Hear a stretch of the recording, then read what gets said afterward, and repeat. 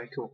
What's up, tubers? So, I just made like a really awesome kind of revelation, epiphany, life decision today because I watched this video on YouTube and I'm gonna put it down in the description, the link to this video. Somebody shared it on Facebook. I don't even remember what the thread was about. I just know I was scrolling down and wait. I was scrolling, I was making the down stuff come up and um somebody's reply to somebody else's comment had a little video and it said something about a backwards bike. So I clicked the video to get it to play, and I'm like, do I want to add this to watch later? Do I want to just go ahead and pull it up on YouTube? Wait, I'm not thinking about that anymore because this guy's talking about reverse engineering a bicycle. Well, that sounds really cool. And then he starts talking about neuroplasticity and how, the older you get, the more driven down into a mental rut you get. These neural pathways are so rigidly bonded and rebonded until they're practically unbreakable unless you've really got the determination and the drive to just shatter that shit and stick it onto something else. It took this dude 8 months, and this guy, he's one of those smart people that like goes and does workshops and has talks at universities and shit about brain stuff and algorithms and one of those kind of guys. And I'm not for big fancy words all the time, so I'm not really going to go into exact quotationable details or whatever, just you know what I'm talking about. Anyways, and anytime he would do a little workshop or a seminar or a sermon or whatever, no, sermons is religious, forget I said that.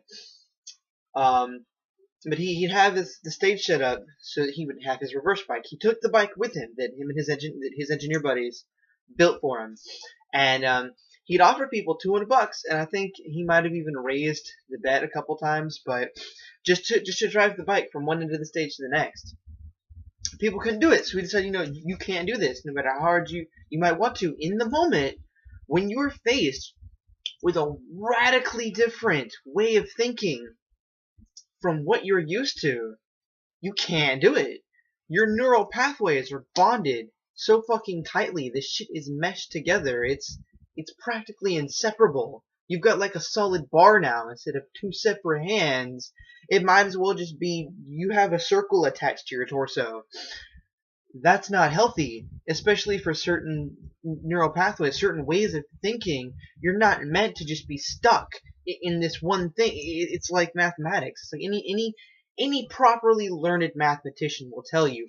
You understand one formula, one algorithm, one method of understanding. It does not unlock the secrets of the entire fucking universe. Yes, the universe is a circle, one unified solid entity of billions of different things that make it into a circle. It would be like if you had an infinite number of points on a data graph that made a circle instead of, a line. It's one thing and different things at the same time. The universe is a paradox. That's why people get so fucked up in the head when they decide to obsess over one concept, one aspect, one way of thinking, one set of neural pathways, and they just decide that's the only way to do anything. Even if it's subconscious. Sometimes it's not even always conscious. Sometimes it's subconscious. It's just an instinctive thing that a person adheres to because they understand it. There's so little that we're able to comprehend, to understand, to really grab hold of and harness and utilize that knowledge and turn it into wisdom and gain power and control over our own lives from this understanding. There's so little of that we're as people, as mortal beings, that we're able to grasp fully. So when a person fully grasps something, when a single solid person grasps onto a single solid idea, and it's some form of irrefutable truth, or at least in the moment it feels that way to that person, they're just gonna squeeze the fuck out of it until there's no life left. But I decided after watching this man teach himself after 8 months to reverse engineer the synaptic connections in his brain. He taught himself to think backwards in order to move forward. Then he taught his kid. He reverse engineered a bike, and all he did was, okay, the axle that connects the handlebars to the front wheel It does this. I turn this way. Same bar on the wheel turns this way. Well, he made it two separate parts. So the gears that are on these axles do this. So I turn handle this way, wheel goes that way. Over 8 months, he taught himself how to counterbalance and not, turn the way he wants to lean. And then he told his son that since he was going to Australia to do the seminar shit, he knew a couple people that if his son was able to learn this, he would take him with him on his trip to Australia and allow him the chance to meet a real astronaut. Apparently his kid's really into space and shit.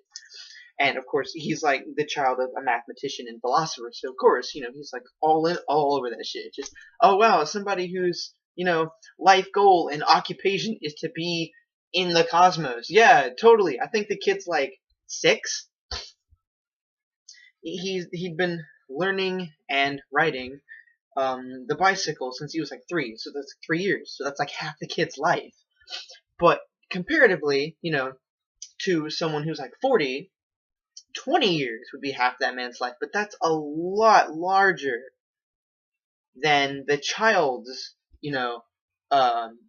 frame of perception. His window of time is like this big. This man's window of time compared to the child is like this big. So, it he gets he reverse engineers bike and he gives it to the kid, and I think it took the kid like 2 weeks. Yeah, 2 weeks, and his brain already got it. Just that neuroplasticity that I mentioned before. His brain has so many open neural pathways, and the mind of a child is so fucking free, guys, to just, okay, I understand this, or at least I think I do. There's all this other stuff. So what if this goes here, and maybe that goes here, and maybe that goes here, and maybe none of that goes. Maybe this is actually these, and they're kind of like this, but they can also go here, and here, and here, and here, and here, and then they can come back and be together again. It's so hard to get an adult's brain to do that, because what are grown-ups?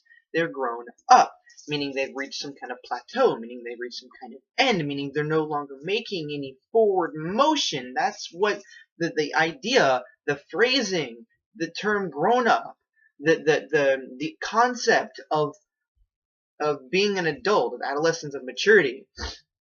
It means you're done growing. It might be a subconscious thing, or it might be some secret society, Illuminati, elite, mass controlling kind of bullshit garbage that we're secretly, subliminally feeding into the minds of people so that they think that they're done progressing and nobody ever evolves. Or it could just be a thing that people don't really think about until it's too late. You are, whatever. Humans are humans. Okay? We have fucking issues. We think we're all that, and then we get slapped in the face with the dick of the universe and realize that we're just little bitches. And then we try again to grow up. And then we've decided, at some point, oh, well, we've done all this great shit so far. Look at how great we are compared to what we were. So we obviously have finished perfecting ourselves. There's no room for improvement. There's no space for perfection. We have achieved perfection. We are grown up. We made the flower. That's it. No seed, no extra leaves, no extra limbs, no more flowers, just this one. Cluck the bud, stuff it in a pipe, smoke the shit, get high, get happy, go to bed, and forget that flowers exist. No. Not me. I don't give a fuck how much shit I get for this. I'm a fucking child. I am always going to be a fucking child, okay? Neuroplasticity is my life goal. I have decided I will always be malleable to new forms of truth because everything is fucking relative and my perception of reality is never going to be the same as everyone else's perception of reality. Shit, it's not even going to be the same as it was yesterday. But I'm okay with that. I want that. I want to understand as much as fucking possible. If that means decimating my neural pathways and having to reforge my sanity, I am okay with that.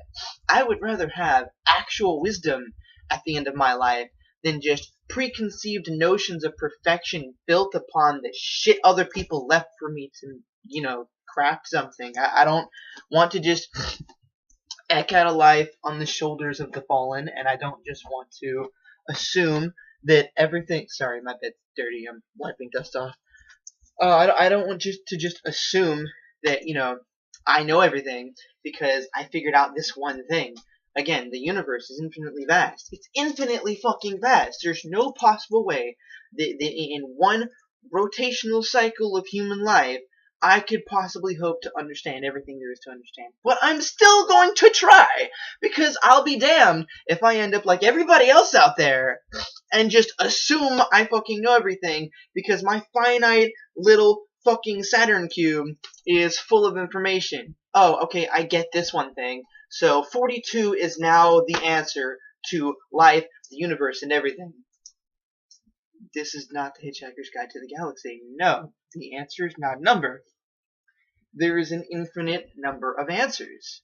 That is the answer. The life is a fucking joke. If you don't get the punchline, that's not my problem. I, however, am going to laugh and learn and live eternally. That's all.